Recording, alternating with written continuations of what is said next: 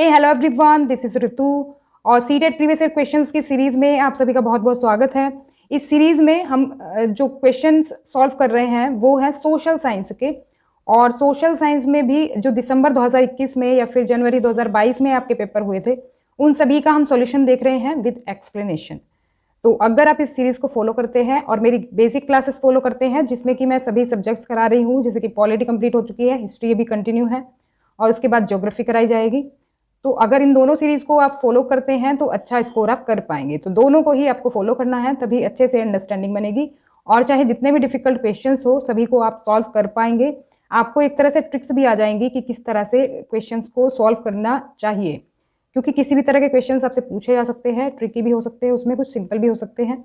तो सभी की प्रिपरेशन आपकी यहाँ से हो जाएगी। तो दोनों सीरीज जरूर फॉलो करें। तो चलिए शुरू करते हैं आज की क्लास।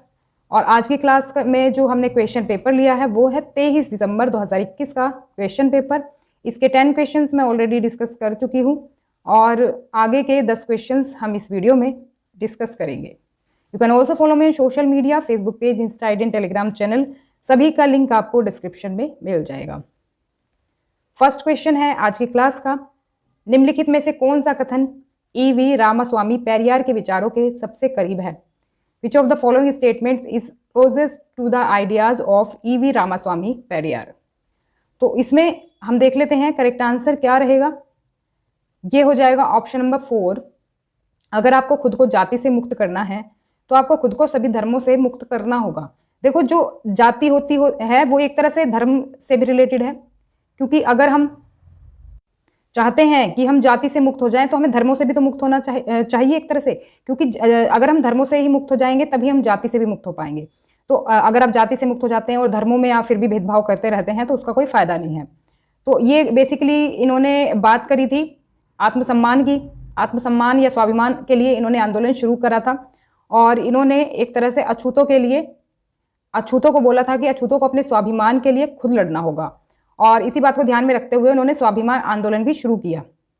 तो बेसिकली ये जो ईवी स्वामी नायकर हैं ये पेरियार के नाम से जाने जाते हैं और इनका कहना था कि मूल तमिल और द्रविड़ संस्कृति के असली वाहक अछूत ही हैं। मतलब एक तरह से जो तमिल और द्रविड़ संस्कृति जो चला रहे हैं वो अछूत हैं और जिन्हें ब्राह्मणों ने अपने अधीन कर लिया है। मतलब ब्राह्मण जो है उनको अपने हिसाब से चलाते हैं। और उनका मानना था कि सभी धार्मिक नेता और मुखिया, ये जो धार्मिक नेता होते हैं धर्म को जो बढ़ावा देते हैं या तो फिर उनके मुखिया होते हैं, तो ये सामाजिक विभाजनों और असमानता को ईश्वर प्रदत्त मानते हैं। तो मतलब कि ये जो धार्मिक गुरु होते हैं ना, आपने सुना होगा कि इस धर्म को वो फॉलो करते हैं और धर्म की शिक्षाएं देते हैं, वो एक तरह से क्या करते हैं, वो असमानता जो होती है या समाज को जो बांटती है चीजें, उसको वो ईश्वर के मतलब भगवान के एक तरह से इक्वल मानते हैं, जो कि गलत है। और इसलिए सामाजिक समानता के लिए सभी धर्मों से अछूतों को खुद मुक्ति पानी होगी। मतलब ये धार्मिक गुरु तो आपको शिक्षा यही देंगे कि आपको अपने धर्म को सर्वश्रेष्ठ मानना है, ये करना है, वो करना है। एक तरह से वो असमानता फैला रहे हैं। तो इसी वजह से इन्होंने कहा कि अछूत जो माने जाते हैं लोग, उनको अगर उनको सामाजिक मतलब सोशल इक्वालिटी चाहिए तो उन्हें खुद को धर्मों से भी मुक्त करना होगा। ये नहीं कि सिर्फ जाति से मुक्त करना है, धर्म से भी मुक्त करना होगा। तो ये थे विचार इनके। आगे बढ़ते हैं। नेक्स्ट क्वेश्चन है, भारत में जन राष्ट्रवाद के विकास के लिए इन कथनों पर विचार करें। तो स्टेटमेंट्स दी हुई है 3 और इसमें हमसे पूछा गया है किसके बारे में, जो ग्रोथ ऑफ मास नेशनलिज्म है इंडिया में, उससे रिलेटेड 3 स्टेटमेंट्स दी हुई है। तो इसमें हमें करेक्ट ऑप्शंस को चुनना है। ये हो जाएगा option number 4, all A, B and C are true. तो सभी स्टेटमेंट्स जो हैं जन राष्ट्रवाद के बारे में, जन राष्ट्रवाद के विकास के लिए, वो सभी सही हैं। जैसे कि प्रथम विश्व युद्ध में भारी खर्च के कारण भारत सरकार ने व्यक्तियों पर भारी कर लगाया, यानी टैक्स लगाया। देखो, अब जब हमारा ये फर्स्ट वर्ल्ड वॉर हुआ था तो आपको पता ही है उसमें देखो हर चीज़ की हानि होगी, जनधन दोनों की ही हानि होगी। अब जब देखो खर्च होगा तो सरकार को कहाँ से पैसा मिलेगा? तो सरकार को तो लोगों से ही पैसा मिलेगा ना। तो सरकार ने क्या किया, लोगों पर टैक्स लगा दिया, ज़्यादा टैक्स लगा दिया अपने उस खर्च को क्या करने के लिए, इक्वल करने के लिए। तो कीमतों में तेज वृद्धि ने आम लोगों के लिए बड़ी मुश्किलें खड़ी कर दी। अब देखो, जो अमीर लोग हैं उन्हें तो ज़्यादा कोई फर्क पड़ेगा नहीं टैक्स से, लेकिन जो आम लोग हैं जिनका जो रोजी रोटी जो चलती है वो डेली के डेली चलती है या फिर उनकी एक लिमिटेड सैलरी होती है, तो उनको तो दिक्कतें आएंगी ही आएंगी जब उनको ज़्यादा टैक्स देना पड़ेगा। और 1917 की रूसी क्रांति के बाद किसानों और श्रमिकों के संघर्ष के बारे में नए विचार और समाजवाद के विचार भारतीय राष्ट्रवादी के बीच व्यापक रूप से प्रसारित हुए। तो एक तरह से जब क्रांति हुई थी 1917 की रूसी क्रांति, तो एक नए विचार जो है लोगों के बीच हम कह सकते हैं फैल गए। तो तीनों स्टेटमेंट्स इसमें करेक्ट हो जाएंगी। नेक्स्ट क्वेश्चन है, भारत पर प्रथम विश्व युद्ध के लिए इन कथनों पर विचार करें। तो स्टेटमेंट्स दी हुई है फर्स्ट वर्ल्ड वार से रिलेटेड ही, तो ये हिस्ट्री का क्वेश्चन है बेसिकली। तो इसमें हमें सेलेक्ट करना है कौन कौन सी स्टेटमेंट हमारी करेक्ट हैं। तो सही ऑप्शन हो जाएगा option number 1, both A and B are true. तो ए और बी सही है और जो 3 स्टेटमेंट है हमारी गलत है। ये और ये सही है। युद्ध ने औद्योगिक वस्तुओं की मांग पैदा की और अन्य देशों से आयात में गिरावट आई। अब देखो, क्योंकि युद्ध के दौरान जो आयात है, बाहर के देशों से जो माल आना है, वो उसमें कमी आई। तो अब जो ये इंडस्ट्रियल गुड्स की जो डिमांड थी वो बढ़ गई। अब उससे हुआ क्या कि युद्ध के दौरान भारतीय उद्योगों का विस्तार हुआ। अब रिजल्ट क्या निकलेगा? देखो, बाहर से आयात जब कम हुआ युद्ध की वजह से, मतलब बाहर से हम चीज़ें नहीं मंगा पा रहे हैं, तो क्या होगा? अब उस चीज़ की जो डिमांड होगी वो तो भारत के मतलब हम अपने देश में पूरी करने की कोशिश करेंगे। अब जब हम अपने ही देश में पूरी करने की उसको कोशिश करेंगे तो इसका मतलब ऑब्वियसली बात है कि भारतीय उद्योगों का विस्तार होगा। जो यहाँ पर इंडस्ट्रीज हैं उनके जो प्रोडक्शन है उसमें वृद्धि होगी, क्योंकि डिमांड बढ़ेगी तो फिर उनको ज़्यादा प्रोडक्शन करना पड़ेगा। तो भारतीय उद्योगों का विस्तार हुआ युद्ध के दौरान, ये बात बिल्कुल सही है। और इसका वजह भी यही है क्योंकि आयात कम हो गया था युद्ध के दौरान, तो इसी वजह से उद्योगों का विस्तार ज़्यादा हुआ। तो ये गलत हो जाएगा। देखो, व्यापार समूहों को युद्ध से भारी नुकसान का सामना करना पड़ा, तो ये गलत है, क्योंकि व्यापारिक समूहों को सबसे ज़्यादा लाभ हुआ था, क्योंकि जब व्यापार बढ़ा तो क्यों भारत में ही, तो इनको सबसे ज़्यादा लाभ हुआ, ना कि नुकसान हुआ। तो ये गलत है। तो यहाँ पर आप देख भी सकते हैं जैसे कि युद्ध ने कई सारी चीज़ों की डिमांड बढ़ा दी थी। युद्ध ने जूट बैग, कपड़े, रेल जैसे औद्योगिक सामानों की मांग में वृद्धि की। अब देखो, जब डिमांड बढ़ी, अब अन्य देशों से भारत में आयात कम कर दिया। अब जब इंपोर्ट नहीं होंगी चीज़ें आएंगी नहीं, उनकी ज़रूरत है, तो क्या होगा? मतलब ऐसा करते हैं ना, जैसे कोई चीज़ मार्केट में नहीं मिल रही है तो हम उसको कोशिश करेंगे घर में बनाने की। तो वैसे ही बात है, जब हमें दूसरे देशों से कोई चीज़ नहीं मिल रही है तो हम उसे अपने देश में ही बनाएंगे। तो युद्ध के दौरान भारतीय कारखानों में वृद्धि हुई। अब वही कारखानों की वृद्धि होगी ज़्यादा सामान बनाने के लिए, और भारतीय व्यापारिक समूह विकास के अधिक अवसरों की मांग करने लगे। तो इससे व्यापारिक संगठनों को भारी मुनाफा हुआ। देखो, जो थर्ड स्टेटमेंट हमने देखी थी उसमें क्या दिया था? नुकसान हुआ, बल्कि रिजल्ट क्या था? मुनाफा हुआ। तो मुनाफा हुआ उनको युद्ध से, ना कि नुकसान हुआ। तो ये पॉइंट्स ध्यान रखेंगे। नेक्स्ट क्वेश्चन है, ये भी हिस्ट्री का ही क्वेश्चन है। The category of erstwhile princely states were those states. पूर्वकालिक रियासतों की श्रेणी में वे राज्य थे। बेसिकली पूछा गया है कि जो पूर्वकालिक रियासतें होती थी वो मतलब क्या चीज़ें थी, क्या थी वो, मतलब किस तरह के राज्य थे वो। तो इसके बारे में अगर हम देखें तो ऑप्शन नंबर 4 हमारा सही होगा। जो ए, बी और सी स्टेटमेंट्स हैं वो हमारी करेक्ट हो जाएंगी और ये हो जाएगा गलत। तो क्योंकि फोर्थ ऑप्शन यही है। तो अब पहला पॉइंट अगर हम देखें, पहली स्टेटमेंट देखें, तो जिसका राजकुमार भारत में विलय के लिए राजी हो गए, ये कुछ ऐसी रियासतें थी क्योंकि जो राजकुमार थे वो इन पर शासन कर रहे थे। तो ये जो पूर्वकालिक रियासतें हैं वो रियासतें कहलाई, जैसे कि जिसका राजकुमार भारत में विलय के लिए राजी हो गए, मतलब कि भारत में मिलने को तैयार हो गए, मर्ज करने के लिए तैयार हो गए। दूसरा था किसका? दूसरा क्या है? जिसका राजकुमार पाकिस्तान में विलय के लिए राजी हो गए। अब देखो, जो प्रिंसली स्टेट्स थे ना, वो ऐसा नहीं है सारे के सारे भारत में ही मिल गए, कुछ भारत में मिले, कुछ पाकिस्तान में मिले। आपको पता ही है जब जो विभाजन हुआ था तो भारत और पाकिस्तान बने थे, तो पाकिस्तान में कुछ राज्य मिल गए जो ये प्रिंसली स्टेट्स थे, और कुछ मिल गए भारत में, और जिन्हें राज्य का दर्जा मिलने तक प्रशासनिक इकाइयों के रूप में रखा गया था। तो एक तरह से जब तक इनको राज्य का दर्जा नहीं मिला था, इनको एक तरह से प्रशासनिक इकाई बना करके रखा गया था। तो तीनों जो स्टेटमेंट्स है ये सही है, जो फोर्थ है वो गलत हो जाएगी। नेक्स्ट क्वेश्चन है, आगे देख लेते हैं। तो कुछ यही चीज़ें दी हुई है यहाँ पर भी।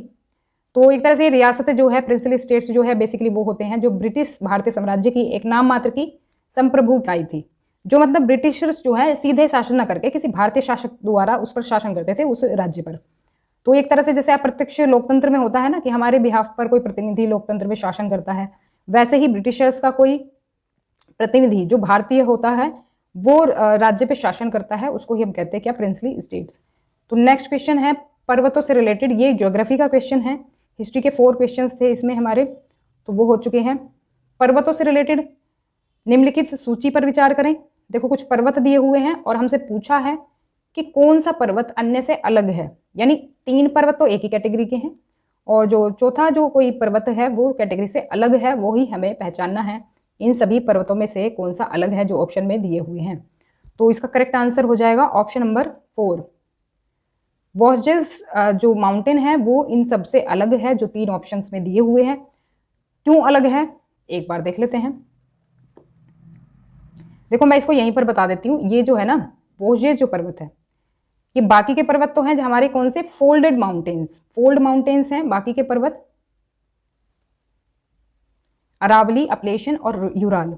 लेकिन जो वोजेस है ब्लॉक माउंटेन। अभी इनके बारे में डिटेल में देख लेते हैं। देखो पर्वत होते हैं 3 टाइप के, जैसे कि फोल्ड माउंटेन्स जैसे कि ये वाला पर्वत आप देख रहे हैं, कुछ इस तरह के फोल्ड माउंटेन्स होते हैं, ये वलित पर्वत इनको कहते हैं हिंदी में, या फिर मोड़दार पर्वत। तो इसका एक एग्जाम्पल है हमारा हिमालय पर्वत। और एक होते हैं ब्लॉक माउंटेन्स होते हैं कुछ इस तरह के, जो कि जैसे जमीन बीच में धंस जाती है तो एक हिस्सा क्या होता है, उभरा हुआ हो जाता है, इसको ही हम माउंटेन कह देते हैं। तो ये जो उभरा हुआ हिस्सा है माउंटेन के रूप में जाना जाता है, जो एक हिस्सा दब जाता है, तो इसको हम कहते हैं ब्लॉक माउंटेन्स।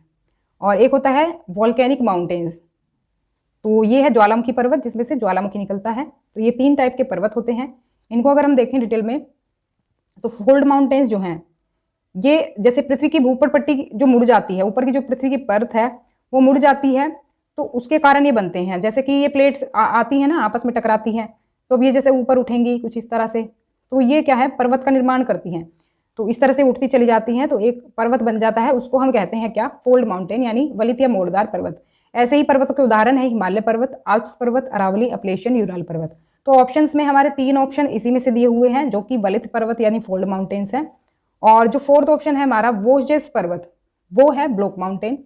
तो ब्लॉक माउंटेन होते हैं ये कुछ इस तरह के, ये इस तरह से उभर जाता है और नीचे की ये जमीन का हिस्सा ये दब जाता है, एक तरह से ब्लॉक्स बन गए हैं, तो इसीलिए इसको ब्लॉक माउंटेन कहा जाता है। तो हिंदी में भ्रशोत्थ पर्वत इसको कहते हैं। तो एक बहुत बड़ा जो एरिया होता है वो टूट जाता है या फिर दब जाता है, तो उससे ये पर्वत बनता है। जो उभरा हुआ हिस्सा इसका होता है, ऊपर उठा हुआ, इसको हम कहते हैं उत्खंड या होस्ट। और जो धसा हुआ भाग होता है, ये जो धसा हुआ भाग है ये वाला, ये धसा हुआ नीचे, इसको हम कहते हैं भ्रंश या फिर ग्राबेन। तो ध्यान रखेंगे, ये पूछ लिया जाता है कि उभरा हुआ हिस्सा क्या कहलाता है या दबा हुआ क्या कहलाता है। और इसके एग्जाम्पल्स हैं राइन घाटी और वोजेस पर्वत। तो आपसे क्या करते हैं, एग्जाम्पल के तौर पर पूछा जाता है, जो एग्जाम्पल्स हैं उनसे पूछा जाता है किस टाइप का पर्वत है। तो किसी और तरीके से भी क्वेश्चन पूछे जा सकते हैं। नेक्स्ट क्वेश्चन ज्योग्राफी का ही है, ये है ग्रीनविच से रिलेटेड। तो कथन दिया हुआ है, उसका कारण दिया हुआ है। कथन है वे स्थान जो ग्रीनविच के पूर्व में है उनका समय ग्रीनविच से आगे होगा। और कारण दिया हुआ जैसे जैसे पृथ्वी पूर्व से पश्चिम की ओर घूमती है सूर्य पूर्व दिशा में जल्दी उदय होता है। तो स्टेटमेंट बताएं कौन सा सही है कौन सा गलत। देखो मॉक टेस्ट के फॉर्म में अगर इसे आप करेंगे तो बेहतर रहेगा, आपको पता चलेगा आप कितने पानी में हैं और उसी हिसाब से आप अपनी तैयारी कर सकते हैं। तो स्कोर कितना आप करते हैं मुझे कमेंट में जरूर बताया करें। एक तरह से मॉक टेस्ट के फॉर्म में इसे करें तो आपकी मॉक टेस्ट की प्रैक्टिस भी हो जाएगी और प्रीवियस ईयर क्वेश्चंस की भी प्रैक्टिस साथ साथ होती रहेगी। तो दोनों काम एक साथ हो जाएंगे और आपको पता चलेगा आपका जो स्कोर है वो कितना है और कितनी मेहनत करने की जरूरत है। तो अगर 60 या 70% तक आपके नंबर आते हैं, यानी कि 10 में से अगर 6 या 7 नंबर आते हैं तो आपकी तैयारी बेहतर है। लेकिन अगर 5 से कम नंबर आते हैं तो तैयारी और करने की आपको ज़रूरत है। तो इसमें सही आंसर अगर हम देखें तो हो जाएगा ऑप्शन नंबर 3। ऑप्शन नंबर 3 है A is true but R is false. अब क्यों है ये गलत, आर जो कारण दिया हुआ कारण क्यों गलत है। देखो वे स्थान जो ग्रीनविच के पूर्व में है उनका समय ग्रीनविच से आगे होगा। देखो मैंने आपको ज्योग्राफी में पढ़ाया हुआ है, मैंने कुछ क्लासेस ज्योग्राफी की कराई हुई है, तो वो आप मेरी प्लेलिस्ट में देख सकते हैं। सोशल साइंस का 2021 का जो कोर्स कराया हुआ है मैंने, उसमें मैंने कुछ मतलब क्लास 6 के कंप्लीट चैप्टर्स कराए हुए हैं, 7th के भी 1-2 कराए हुए हैं। तो वैसे मैं आगे भी और कराऊंगी, लेकिन आप उनको जब तक उनको पढ़ सकते हैं जो मैंने कराए हुए हैं। तो मैंने उसमें पढ़ाया था, आप उसको चैप्टर को डिटेल में पढ़ सकते हैं। अब मान लो यहाँ पर ग्रीनविच लाइन है वो जो लंदन से होकर के गुजरती है, तो यहाँ से क्या है, देखो जो इधर होगी पूरब दिशा। अब जो ग्रीनविच के पूर्व में लोग जो कंट्रीज आती हैं उनका जो समय है ग्रीनविच से आगे होगा, ये बात बिल्कुल सही है। अब जैसे भारत यहाँ पर है, कुछ लोकेशन भारत की, तो भारत का जो टाइम है ग्रीनविच से वो 5.5 घंटे आगे पड़ता है। तो अगर यहाँ पर 12 बजे होंगे दोपहर के, तो यहाँ पर हमारे यहाँ पर बजेंगे इंडिया में 5:30 शाम के, तो 5:30 शाम के बजेंगे, यानी 5.5 घंटे आगे है ये। तो ये बिल्कुल सही है कथन हमारा। लेकिन कारण क्या दिया हुआ है, जैसे पृथ्वी पूर्व से पश्चिम की ओर घूमती है, देखो यहीं पर गड़बड़ कर दिया है, यही है उलझाने वाली बातें। तो डायरेक्शन को थोड़ा सा क्या कर दिया है, घुमा दिया है। यहाँ पर होना चाहिए था पश्चिम से पूरब की ओर। तो पृथ्वी जो मूव करती है कैसे करती है, पश्चिम से पूरब की ओर कुछ इस तरह से मूव करती है, लेकिन ये डायरेक्शन उल्टी दी हुई है, तो इसीलिए ये कारण गलत है। अगर यहाँ पर सिर्फ डायरेक्शन का हेरफेर ना होता तो ये स्टेटमेंट पूरा सही होता। तो यहाँ पर 3rd जो ऑप्शन है वो करेक्ट हो जाएगा। नेक्स्ट क्वेश्चन ग्लोब से रिलेटेड है, इससे रिलेटेड 2 स्टेटमेंट्स दी हुई हैं। तो बताना है कौन सा सही है, कौन सा गलत है। करेक्ट ऑप्शन देख लेते हैं। करेक्ट ऑप्शन होगा A is false and B is true. Second option सही हो जाएगा। अब देखो रीजन मैं बताती हूँ क्यों ये पहला गलत है। पहले में दिया है कि भूमध्य रेखा 0 डिग्री, 0 डिग्री भी इसको कहते हैं, 0 डिग्री देशांतर का प्रतिनिधित्व करती है। ये गलत क्यों है, आप यहां पर कंफ्यूज हो सकते हैं देशांतर लाइन से। देशांतर के बदले यहां पर होना चाहिए था अक्षांश। जो हमारी लेटी हुई रेखाएं होती हैं, अब देखो इंग्लिश में क्या कहते हैं इसको, लैटिट्यूड, लैटिट्यूड हिंदी में कहते हैं अक्षांश। तो मैंने आपको बताया था आप लेटी हुई से याद रख सकते हैं, यानी जो लेटी हुई रेखाएं हैं उनको हम कहते हैं लैटिट्यूड यानी अक्षांश रेखा, और जो हमारी कुछ इस तरह से होती है वर्टिकल लाइंस, इनको हम कहते हैं क्या, देशांतर रेखा। अब देखो देशांतर थोड़ी ना 0 डिग्री भूमध्य रेखा का प्रतिनिधित्व करती है। भूमध्य रेखा हमारी पृथ्वी के ऐसे बीचों बीच है बिल्कुल, तो भूमध्य रेखा कहां पर है, ये बिल्कुल बीचों बीच है। तो ये है जो कि 0 डिग्री अक्षांश रेखा का प्रतिनिधित्व करती है, ना कि देशांतर रेखा का। तो इसी वजह से ये स्टेटमेंट गलत हो जाएगा यहाँ पर। और भूमध्य रेखा एक काल्पनिक रेखा है जो ग्लोब को 2 बराबर भागों में बांटती है। ये स्टेटमेंट बिल्कुल सही है।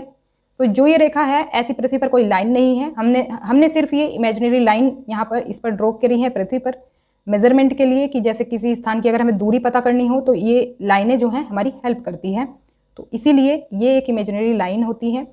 तो ये 0 डिग्री का प्रतिनिधित्व करती है, बात बिल्कुल सही है। 2 बराबर भागों में विभाजित करती है, ये बात भी बिल्कुल सही है। तो ऊपर का भाग क्या कहलाता है, उत्तरी गोलार्ध, और नीचे का भाग दक्षिणी गोलार्ध। ये इक्वल पार्ट्स हैं जो कि पृथ्वी इक्वल पार्ट्स में बढ़ जाती है भूमध्य रेखा, अगर हम इस पर खींच देते हैं तो यहाँ पर आप अच्छे से समझ पाएंगे। तो यहाँ पर देखो बीचों बीच जो ये रेखा जा रही है ये है 0 डिग्री इक्वेटर, 0 डिग्री का प्रतिनिधित्व करती है, और ये कहलाती है क्या, लेटिट्यूड लाइंस यानी कि अक्षांश रेखाएं। तो इस तरह से ही बाकी भी ऊपर की तरफ आपको मिलेंगी नॉर्थ पोल तक, और नीचे भी आपको मिलेंगी साउथ पोल तक। तो ऊपर का पार्ट कहलाता है नॉर्थ पोल, नीचे का पार्ट कहलाता है साउथ पोल। तो डिग्री में हम इनको विभाजित करते हैं, डिग्री में बांटते हैं। ये चैप्टर मैंने डिटेल में पढ़ाया हुआ है, तो वहां पर जाकर आप पढ़ लें। क्लास 6 का 2nd चैप्टर है ज्योग्राफी का। नेक्स्ट क्वेश्चन है, भारत में कर्क रेखा की लंबाई सबसे कम किस राज्य में है। अगर आपने मैप पर इनको देखा होगा, इस लाइन को देखा होगा, तो आप इसको इजीली सॉल्व कर पाएंगे। इसको हम देख लेते हैं। करेक्ट आंसर होगा राजस्थान। राजस्थान का जो क्षेत्रफल है वो बहुत कम है, जो कि कर्क रेखा के दायरे में आता है। और इसको हम अगर मैप पर देखें तो यहाँ पर कुछ इस तरह से समझ सकते हैं। तो ये लाइन ड्रॉ हो रही है, देखो ये रहा राजस्थान, और इसका आप देख रहे हो छोटा सा हिस्सा जो है कर्क रेखा के दायरे में आ रहा है। तो इसका जो है क्षेत्रफल सबसे कम है जो कर्क रेखा के अंदर आता है। तो बाकी इन सभी स्टेट्स को ये रेखा टच करती है। जैसे यहाँ पर क्या है, गुजरात है, राजस्थान, मध्य प्रदेश, छत्तीसगढ़, और यहाँ पर है ये झारखंड, यहाँ पर पश्चिमी बंगाल, यहाँ पर त्रिपुरा, और यहाँ पर मिजोरम। तो ये स्टेट्स के नाम याद रखेंगे, किसी भी तरह से क्वेश्चन पूछा जा सकता है। नेक्स्ट क्वेश्चन है, भारत में मानसून के मौसम के लिए इन कथनों पर विचार करें। तो स्टेटमेंट्स दी हुई है 3 मानसून से रिलेटेड, जो इंडिया में मानसून आता है उससे रिलेटेड। करेक्ट आंसर देख लेते हैं। ऑप्शन नंबर 2 सही हो जाएगा। इसमें आएगा क्या, बी और सी आर ट्रू, तो ए हो जाएगा, ऑब्वियस सी बात है, इनकरेक्ट। तो इनकरेक्ट क्यों है ये बताती हूँ पहले। दक्षिण पश्चिम मानसून के बारे में आप जानते ही होंगे, नहीं जानते हैं तो पढ़ लें उसके बारे में। और दक्षिण पश्चिम मानसून, वैसे मैं इसका चैप्टर कराऊंगी आपको। दक्षिण पश्चिम मानसून के मौसम में हवा मुख्य भूमि से बंगाल की खाड़ी की ओर चलती है, तो ये गलत है। देखो मैं आपको ड्राफ्ट ड्रॉ करके ही बता देती हूँ। मान लो ये इंडिया का मैप हमने बना लिया ऐसे ही बस, तो यहाँ से कुछ इस तरह से हवाएं चलती हैं, इस तरह से जो दक्षिण पश्चिम मानसून आता है।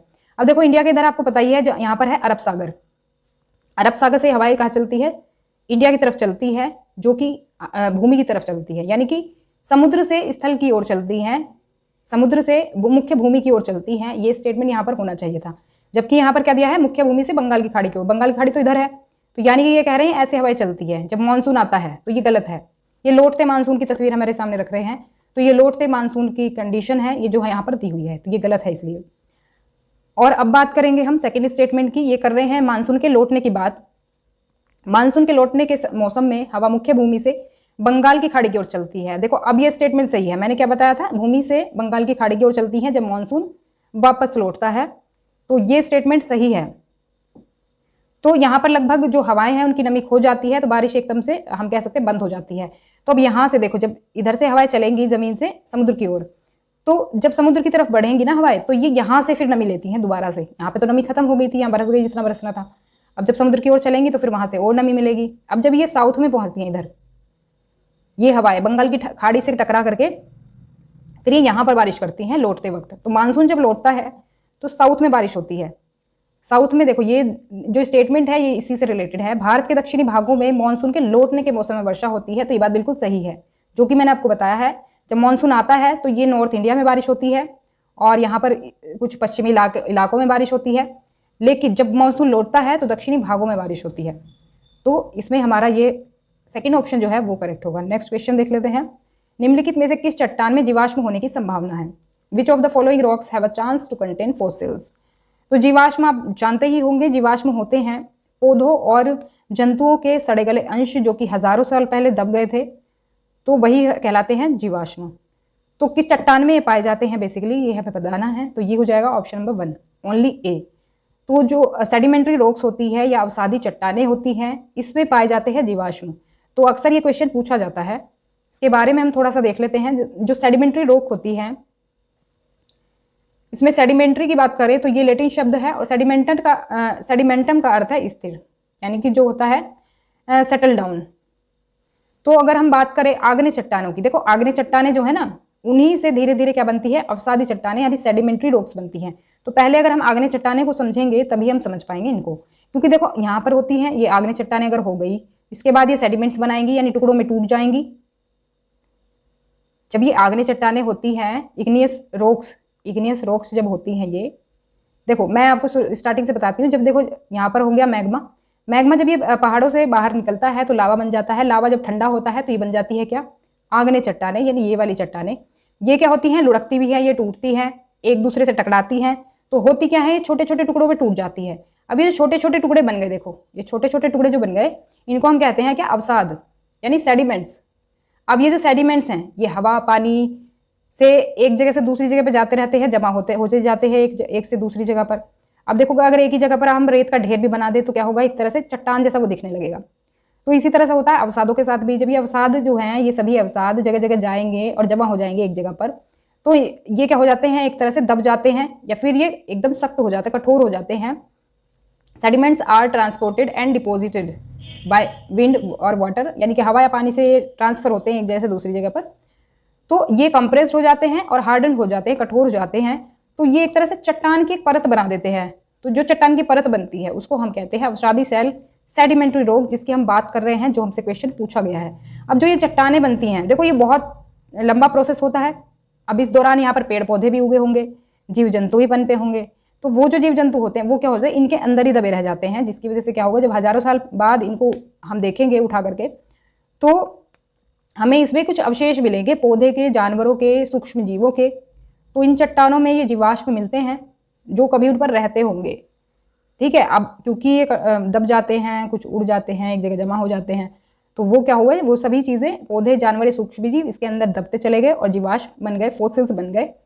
तो यहाँ पर एक एग्जाम्पल अगर हम देखें सेडिमेंट्री रॉक का, तो सेडिमेंट्री रॉक का एक एग्जाम्पल है क्या, बलवा पत्थर। तो जैसे बालू के दाने जमा होते रहते ना, बालू के दाने हुए, ये मान लो ये जमा हो गए पानी या हवा से जो है बहा ले गए दूसरी जगह पर, इकट्ठे हो गए एक जगह पर, तो इससे क्या बनता है, बलवा पत्थर बनता है, जो कि एग्जाम्पल है किसका, अवसादी शैल या फिर सेडिमेंट्री रॉक का। इस तरह से बनती है।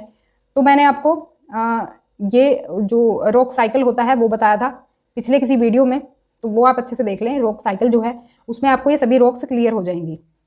तो ये थी हमारी आज की क्लास। मुझे कमेंट करके ज़रूर बताएं कि कैसी लगी और ज़्यादा से ज़्यादा लोगों तक शेयर ज़रूर करें। If you have any query then please ask me in comment section. और अगर आपको पसंद आती है तो लाइक करें, शेयर करें और सब्सक्राइब कर लें चैनल को, जिससे कि आपको नोटिफिकेशन मिलती रहें। देखो शेयर करें ज़्यादा से ज़्यादा, जिससे मुझे थोड़ा सा मोटिवेशन मिले, मुझे लगे ज़्यादा से ज़्यादा लोग देख रहे हैं और ज़्यादा से ज़्यादा लोगों को बेनिफिट भी मिले इसका। तो बहुत से लोगों तक तो देखो पहुँचती नहीं है वीडियो, क्योंकि यूट्यूब सर्च में तो आ नहीं पाती है टॉप पर ये। तो बहुत से लोगों को तो पता ही नहीं है हम कहाँ से पढ़ें, वो ढूंढते रहते हैं। मैं अक्सर देखती हूँ सोशल मीडिया पर लोग पूछते रहते हैं कि सोशल साइंस कहाँ से पढ़ें, क्योंकि इतना लंबा इसका सिलेबस है, इतना बड़ा सिलेबस है और कोई इस तरह से नहीं पढ़ाता है कि अच्छे से अंडरस्टैंडिंग बन जाए। बहुत ज़्यादा टफ ये लोगों को लगता है और ज़्यादातर जो रिजल्ट का परसेंटेज कम रहने का रीज़न है वो यही सब्जेक्ट है पेपर 2 में। तो इसमें बहुत ज़्यादा लोग जो है फेल होते हैं। तो ज़्यादा से ज़्यादा लोगों को शेयर करें, उनकी हेल्प करें। मिलते हैं नेक्स्ट क्लास में, तब तक के लिए stay connected and keep watching study more knowledge. Thanks for watching.